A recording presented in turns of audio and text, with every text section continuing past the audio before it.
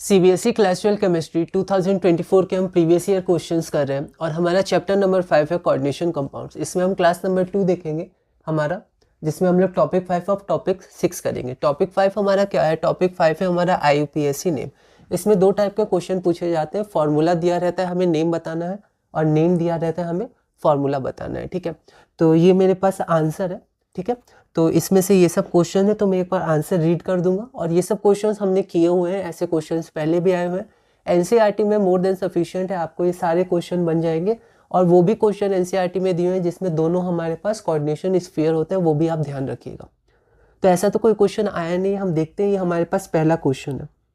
तो यहाँ पर हमारे पास एक पार्ट था कि पोटेशियम टेट्रा हाइड्रोक्सीडो जिंकेट 2। तो यहाँ पर जिंकेट है, मतलब कोऑर्डिनेशन स्फीयर जो है वो हमारा एनायन के रूप में। तो इसका फॉर्मूला क्या हो जाएगा, तो हम देखते हैं। तो यहाँ पर हमारे पास जिंकेट है, मतलब Zn हो गया। और उसके बाद टेट्रा हाइड्रोक्सीडो, तो OH नेगेटिव है, तो हमारा आइडियो लग जाता है, क्लोरिडो है ना। तो यहाँ पर 4 हो जाएगा। ओके, अब यहाँ पर हम देखेंगे OH होता है -1, Zn होता है 2। ठीक है, तो यहाँ पर -2 हो जाएगा। इसको बैलेंस करने के लिए काउंटर आयन पोटेशियम है, तो K2, क्योंकि K का हमारा +1 होता है, तो K2Zn OH4, ये हमारा आंसर हो गया। उसके बाद अगला क्वेश्चन था, हमारे पास 4 कोऑर्डिनेशन कंपाउंड्स दिए हुए थे, उसमें से हमें कोई भी 3 के आईयूपीएसी नेम लिखने थे। 3 मार्क्स का क्वेश्चन है। तो यहाँ हम लोग देखते हैं CO, NH3, Cl, NO2 और Cl। ठीक है, तो यहाँ पर सबसे पहले अमीन आ जाएगा, अल्फाबेटिकल ऑर्डर। तो टेट्रा अमीन, उसके बाद क्लोरिडो, और NO2 क्या होता है, तो ये हमारा एम्बिडेंटेड होता है, NO2 या ONO। ठीक है, N से या O से। तो अगर N से बाउंड करेगा तो NO2 हो जाएगा। तो NO2 का नाम हमारा क्या होता है, नाइट्रिटो N। तो नाइट्रिटो N कोबाल्ट। ठीक है, 3 हम लोग यहाँ पर हम चाहें तो यहाँ पर क्या कर सकते हैं, पहले X मान के यहाँ पर इसका कोऑर्डिनेशन नंबर निकाल सकते हैं, सॉरी ऑक्सीडेशन स्टेट निकाल सकते हैं। ठीक है, तो आप चाहें तो उसको शो भी कर सकते हैं, पर आप डायरेक्ट भी चाहें तो इसको लिख सकते हैं। तो यहाँ पर हमारा कोबाल्ट का 3 आ जाएगा। तो tetra amine क्लोरिडो नाइट्रिटो N cobalt 3 chloride. अगला हम लोग देखते हैं NiNH3 6Cl2। तो फिर यहाँ पर हमारा हेक्सा अमीन हो गया। ठीक है, तो यहाँ हो गया हेक्सा अमीन निकल 2, क्योंकि यहाँ पर -2 तो +2, इसका 0 होता है, तो Ni+2। ठीक है, या 2+ आप कह सकते हैं। तो हेक्सा अमीन निकल 2 रोमन न्यूमरल में लिखना है। ये सब कुछ बातें हमें ध्यान रखनी है। उसके बाद थोड़ा स्पेस छोड़ के हम लोग क्लोराइड लिख देंगे।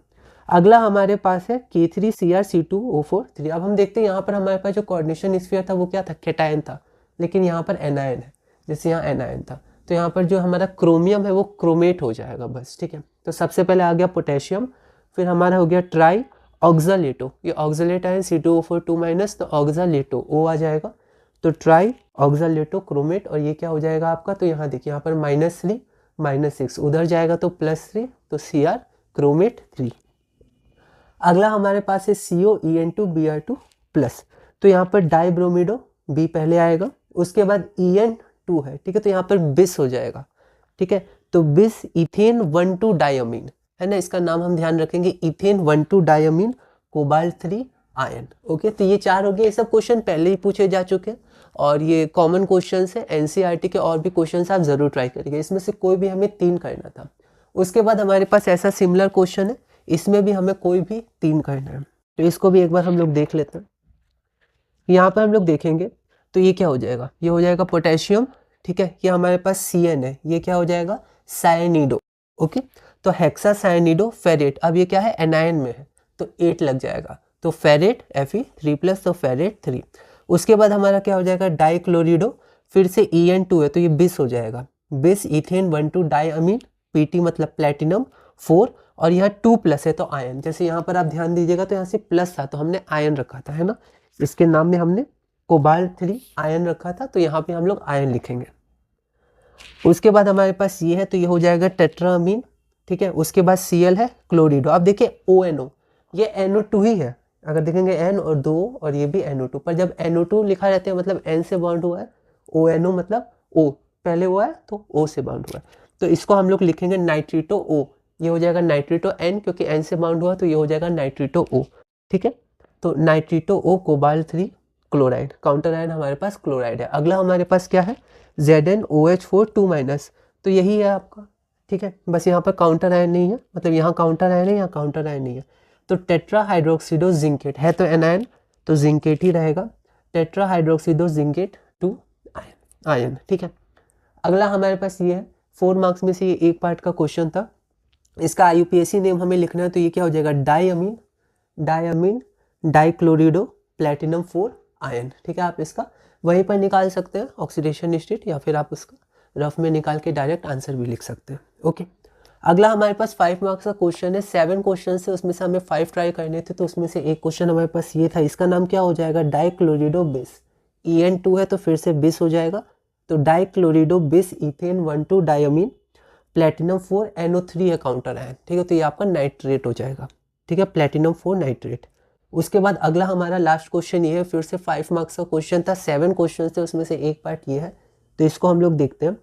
तो यहाँ पर आप देखिए H2O आया, अब H2O एक्वा, ए पहले आता है तो एक्वा से शुरू करेंगे, एक्वा, फिर CN है तो साइनिडो, फिर बिस, फिर से बिस, ethane 1,2 diamine cobalt 3 ion. Alphabetical order का आप ध्यान रखिएगा, और 2+ है, यहाँ पर कोई काउंटर आयन नहीं है तो लास्ट में आयन आ जाएगी। तो हमारा टॉपिक नंबर 5 पूरा हुआ। एक बार हम लोग लैंग्वेज देख लेते हैं। टॉपिक 5 और टॉपिक 6 बहुत ही इंपॉर्टेंट है। टॉपिक 6 आइसोमेरिज्म है। ठीक है, तो आइसोमेरिज्म से बहुत सारे क्वेश्चंस आए।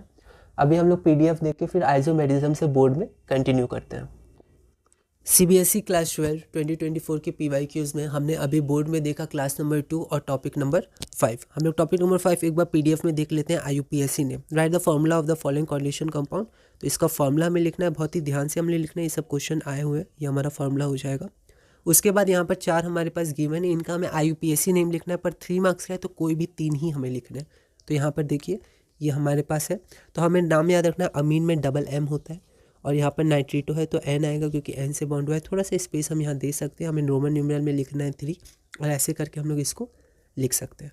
ठीक है, यहाँ पर हमें ध्यान देखना है, ये जो हमारे पास कोऑर्डिनेशन स्फीयर है वो एनायन है, तो यहाँ पर जो सेंट्रल मेटल आयन होगा उसमें 8 लग जाएगा, तो क्रोमियम है तो क्रोमेट हो जाएगा। ठीक है, 3। उसके बाद हम लोग देखते हैं, फिर से हमारे पास सेम क्वेश्चन है, हमें 3 ही क्वेश्चन इसमें ट्राई करने हैं, मतलब हमें लिखना है, क्योंकि 3 मार्क्स का 3 1 3, तो कोई भी 3 लिखना है। तो यहाँ पर मैंने सब लिख दिया। ऐसे क्वेश्चन हमने किए हैं। यहाँ पर जब भी हमारा EN होता है तो वहाँ हम ट्रेस या बिस का यूज़ करते हैं, तो यहाँ पर 2 है तो हम लोग बिस का यूज़ करेंगे। अल्फ़ाबेटिकल ऑर्डर का हमें ध्यान रखना है। उसके बाद ये पैराग्राफ बेस्ड क्वेश्चन है, इसमें से कौन सा पार्ट आया, तो C नंबर है, right the IUPAC name of this complex. 1 mark का क्वेश्चन है, तो हम लोग बहुत ही ध्यान से लिखेंगे। अमीन में डबल M आता है, इसका हम ध्यान रखेंगे। ठीक है, और NH2 में एक ही आता है जब हम लोग ऑर्गेनिक पढ़ेंगे, पर यहाँ पर डबल M आता है। ओके, और हम लोग अल्फ़ाबेटिकल ऑर्डर का बिल्कुल ध्यान रखेंगे। उसके बाद फिर से हमारा ये क्वेश्चन है, ये एक पार्ट है। ठीक है, हमें 5 बनाने थे, टोटल 7 थे G तक, तो उसमें से एक क्वेश्चन ये है, right the IUPAC name of this complex. तो यहाँ पर NO3 हमारा क्या है, काउंटर आयन है, तो वो नाइट्रेट हो जाएगा, तो हमारे पास ये हो जाएगा। अटैम्प्ट 25 फिर से 7 क्वेश्चन से, उनमें हमें 5 ही अटैम्प्ट करना था, ये हमारा पहला है। ठीक है, तो हम लोग इसको एक बार देखते हैं। तो यहाँ पर हमारे पास एक्वा है, ए सबसे पहले आता है तो एक्वा पहले लिखाएगा। ठीक है, तो हमें ध्यान रखना है। तो कोबाल्ट 3 आयन, तो ये IUPAC नेम हमारा पूरा हुआ। ठीक है, बेसिक क्वेश्चन से। अब हमारा टॉपिक 6 आइसोमेरिज्म है, तो ये भी इंपॉर्टेंट है, तो एक बार हम लोग बोर्ड में देख लेते हैं, फिर PDF से कंटिन्यू करेंगे। तो हमारा अगला टॉपिक है टॉपिक नंबर 6 आइसोमेरिज्म, और ये बहुत ही इंपॉर्टेंट टॉपिक है। सारे क्वेश्चंस NCERT से या तो डायरेक्ट है या रिलेटेड है। ठीक है, तो हम लोग क्वेश्चन देखते हैं।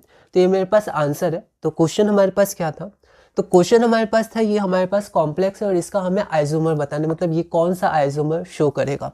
तो हम देख सकते हैं Cl2 EN2, तो ये आपका कोऑर्डिनेशन मतलब ज्योमेट्रिकल आइसोमेरिज्म शो कर देगा। ठीक है, तो एक बार सिस हो जाएगा यहाँ पर, एक बार ट्रांस हो जाएगा, तो यहाँ पर हमें ड्रॉ नहीं करना है, तो यहाँ पर आपका आंसर हो जाएगा ज्योमेट्रिकल आइसोमर्स। अगला क्वेश्चन हमारा क्या है, अगला क्वेश्चन हमारा लिंकेज आइसोमर है। तो 4 लिगेंड हमारे पास दिए हुए थे, उसमें हमें बताना था लिंकेज आइसोमेरिज्म कौन सा लिगेंड शो करेगा। तो यहाँ पर अगर हम लोग देखें तो लिंकेज आइसोमेरिज्म वो लिगेंड शो करता है जो एम्बिडेंटेड होता है। ठीक है, NCERT में लिखा ही है कि ambidentate ligand show linkage isomerism, तो वहाँ पर NO2- एक ऑप्शन था, तो NO2- हमारा आंसर हो जाएगा। फिर अगला है हमारा इन दोनों में कौन सा आइसोमेरिज्म ये शो करेंगे। तो यहाँ तो हम डायरेक्ट देख सकते हैं NO2 ये एम्बिडेंटेड है, तो ये हमारा लिंकेज आइसोमेरिज्म शो करेगा। और B नंबर में EN, तो EN3 अगर आप इसको देखिएगा डायरेक्ट NCERT का है, तो ये आपका ऑप्टिकल आइसोमेरिज्म शो करेगा। तो इसका हो जाएगा लिंकेज आइसोमेरिज्म, इसका ऑप्टिकल आइसोमेरिज्म। अगला क्वेश्चन हम लोग देखते हैं कि यहाँ पर ये बोला ही है कि ये हमारे ज्योमेट्रिकल आइसोमर्स शो करता है, मतलब ये ज्योमेट्रिकल आइसोमर्स बनाता है। बस हमें ड्रॉ करना है, तो हम एक बार सिस का स्ट्रक्चर एक बार ट्रांस का स्ट्रक्चर बना सकते हैं, PDF में हम लोग देखेंगे। अगला क्वेश्चन में फिर से दिया हुआ है कि ये ज्योमेट्रिकल आइसोमर्स शो करता है, हमें ड्रॉ करना है।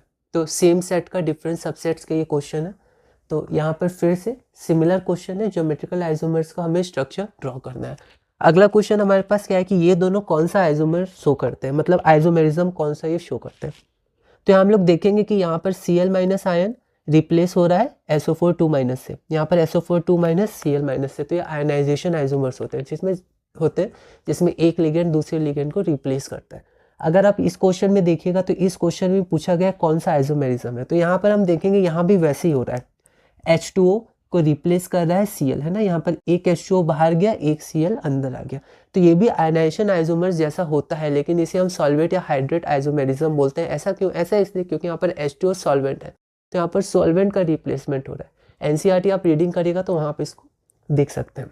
उसके बाद हमारा ये क्वेश्चन है, ये तो हो गया। उसके बाद हमारा ये क्वेश्चन है कि ये कौन सा आइसोमेरिज्म शो करता है, तो ये हमारा कोऑर्डिनेशन आइसोमेरिज्म शो करता है, ठीक है। यहाँ पर NH3 6 CN6, तो ये दोनों कोऑर्डिनेशन स्फीयर है, तो ऐसे कोऑर्डिनेशन आइसोमेरिज्म शो करते हैं। फिर अगला है हमारे पास ऑप्टिकल आइसोमर्स, हमें ड्रॉ करना है। अभी तक ज्योमेट्रिकल आइसोमर्स ड्रॉ करना था, यहाँ पर लिखा हुआ है ऑप्टिकल आइसोमर्स शो करता है, बस हमें ड्रॉ करना है स्ट्रक्चर्स को। तो इसको भी हम लोग PDF में देख सकते हैं। पहले क्वेश्चन पूछे जा चुके हैं, NCERT बहुत इंपॉर्टेंट है, NCERT के डायरेक्ट या सिमिलर क्वेश्चन है।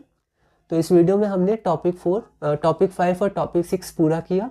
क्लास 2 पूरी हो गई। अब अगली क्लास हमारी आखिरी क्लास होगी, जिसमें हम लोग टॉपिक नंबर 7, 8 और 9 करेंगे, और फिर हम लोग ऑर्गेनिक शुरू करेंगे, क्योंकि ये इनऑर्गेनिक का आखिरी चैप्टर है। तो अब PDF में देखते हैं, फिर धीरे धीरे हम लोग अपने केमिस्ट्री में आगे बढ़ेंगे। टॉपिक 6 हमारा है आइसोमेरिज्म, बहुत ही इंपॉर्टेंट टॉपिक है। एक बार हम लोग PDF में देख लेते हैं। तो type of isomerism shown by the complex क्या होगा, ठीक है। तो इस कॉम्प्लेक्स में कौन सा आइसोमेरिज्म हो जाएगा, तो ज्योमेट्रिकल आइसोमेरिज्म हो जाएगा, ठीक है। सिमिलर क्वेश्चन या डायरेक्ट क्वेश्चन आपको NCERT में देखने को मिल जाएंगे। Which of the following ligands can show linkage isomerism, तो लिंकेज आइसोमेरिज्म एम्बिडेंटेड लिगेंड ही शो करता है। तो यहाँ पर एम्बिडेंटेड लिगेंड हमारा क्या है, NO2-। ओके, यहाँ पर आप ऑप्शन भी लिख सकते हैं। अगला हमारा कौन सा पार्ट है, तो ये पार्ट हमारे पास है identify the type of isomerism exhibited by the following complex. तो यहाँ पर अगर हम लोग देखें तो ये क्या हो जाएगा, ये फिर से एम्बिडेंटेड लिगेंड, तो लिंकेज आइसोमेरिज्म शो करेगा, और ये EN3 तो हमारा ऑप्टिकल आइसोमेरिज्म शो करेगा। तो आप डायरेक्ट लिख सकते हैं, ड्रॉ द स्ट्रक्चर नहीं बोला गया था। फिर से हमारे पास एक पार्ट है, 3 मार्क्स का क्वेश्चन है, उसमें से ये पार्ट हमारे पास है, draw the geometrical isomerism of the given complex. तो ये हमारा सिस और ट्रांस, तो आप इसको ऐसे ड्रॉ कर सकते हैं। आप लिख सकते हैं सिस आइसोमर और ट्रांस आइसोमर। यहाँ पर आइसोमर से प्लूरल, तो यहाँ पर R हो जाएगा, इसका भी हम ध्यान रख सकते हैं। फिर हमारे पास है draw the geometrical isomers of the given complex, तो इसका हमें ज्योमेट्रिकल आइसोमर्स ड्रॉ करना है। तो the geometrical isomers of this complex क्या हो जाएगा, ये सिस हो जाएगा और ये ट्रांस हो जाएगा। फिर हमारे पास एक पार्ट है, 3 मार्क्स का क्वेश्चन है, 1, 1 और 1। इसमें टॉपिक 6 जो हमारा आइसोमेरिज्म है, उससे हमारा क्वेश्चन है draw the geometrical isomers of the given complex. इसका हमें ज्योमेट्रिकल आइसोमर्स ड्रॉ करना है। तो यहाँ पर आप इसको ड्रॉ कर सकते हैं, ये सिस हो गया और ये ट्रांस हो गया। उसके बाद हमारे पास पैराग्राफ बेस्ड क्वेश्चन है, इसमें से भी हमारे पास कौन सा पार्ट है, टॉपिक नंबर 6 का, what type of isomerism is shown by this. तो यहाँ देख सकते हैं, यहाँ पर Cl एक्सचेंज हुआ, मतलब Cl और SO4 में एक्सचेंज हो रहा है, या फिर वो सब्स्टिट्यूट कर रहा है, ठीक है। तो ये हमारा आयनाइजेशन आइसोमर्स होता है, तो हम लोग लिख सकते हैं ionisation isomerism is shown by this and this complex. फिर से हमारे पास अगला क्या है, पैराग्राफ बेस्ड क्वेश्चन है। तो यहाँ हम लोग देखते हैं what type of isomerism is shown by the complex, ठीक है। यहाँ पर भी अगर आप देखिए तो H2 और Cl रिप्लेस हो रहा है, यहाँ पर H2 लेकिन सॉल्वेंट है, इसलिए इसे हम लोग सॉल्वेट या हाइड्रेट आइसोमेरिज्म कहते हैं। तो यहाँ पर सॉल्वेट या hydrate isomerism is shown by this and this. What type of isomerism is shown by this, ये हमारा कोऑर्डिनेशन आइसोमेरिज्म शो करता है। तो यहाँ पर coordination isomerism is shown by this compound. Draw the structures of optical isomers of PTCl2En2 ठीक है। तो ये जो हमारे पास आयन है, कॉम्प्लेक्स आयन, इसका हमें ऑप्टिकल आइसोमर ड्रॉ करना है, ठीक है। तो ऑप्टिकल आइसोमर क्या हो जाएगा, तो डेक्स्ट्रो और लीवो, D और L फॉर्म होता है ऑप्टिकल आइसोमर्स में, ठीक है। ये सब NCERT में आपको बस ध्यान रखना है और प्रैक्टिस करनी है, रिवाइज करना है। एक क्वेश्चन हमारे पास ये है, ये क्वेश्चन हमारे पास छूट गया था, तो हम लोग एक बार इसको देख लेते हैं। Why is geometrical isomerism not possible in tetrahedral complexes having 2 different types of unidentate ligand coordinated with the central metal ion, ठीक है। तो टेट्राहेड्रल कॉम्प्लेक्स में क्यों नहीं होता है ज्योमेट्रिकल आइसोमर्स, जबकि वहाँ पर 2 डिफरेंट ग्रुप्स होता है सिस और ट्रांस के लिए। ऐसा इसलिए नहीं होता है क्योंकि टेट्राहेड्रल कॉम्प्लेक्स जो होता है उसका स्ट्रक्चर सिमेट्रिकल होता है। सिमेट्रिकल स्ट्रक्चर होने के कारण जो रिलेटिव पोजीशन होता है वो चेंज नहीं करता है, ठीक है। जैसे ट्रांस में जो हमारे पास ग्रुप्स होते हैं वो अपोजिट होते हैं, ठीक है, उनके बीच में डिस्टेंस ज़्यादा होता है एज़ कम्पेयर, लेकिन सिमेट्रिकल स्ट्रक्चर होने के कारण जो रिलेटिव पोजीशंस होता है वो सेम होता है, ठीक है। तो इसको हम लोग लिख सकते हैं, geometrical isomerism is not shown in tetrahedral complexes having two different types of unidentate ligands coordinated with the central metal ion because of the same relative position. ये बहुत इंपॉर्टेंट है, because of the same relative positions of the unidentate ligands attach to the central metal atom, ठीक है। तो हम language modify कर सकते हैं। इसी के साथ हमारी क्लास नंबर 2 पूरी हुई। अगली क्लास हमारी क्लास नंबर 3 है, उसमें हम लोग 3 टॉपिक करेंगे, टॉपिक नंबर 7, 8 और 9, और उसी के साथ हम लोग चैप्टर नंबर 5 कोऑर्डिनेशन कॉमर्स पूरा करेंगे। और ऑर्गेनिक हम लोग बिगिन करेंगे, उसमें 5 चैप्टर्स है, उसको भी हम लोग ऐसे ही देखेंगे। तो अगली क्लास नंबर 3 में हम लोग मिलते हैं और धीरे धीरे आगे बढ़ेंगे।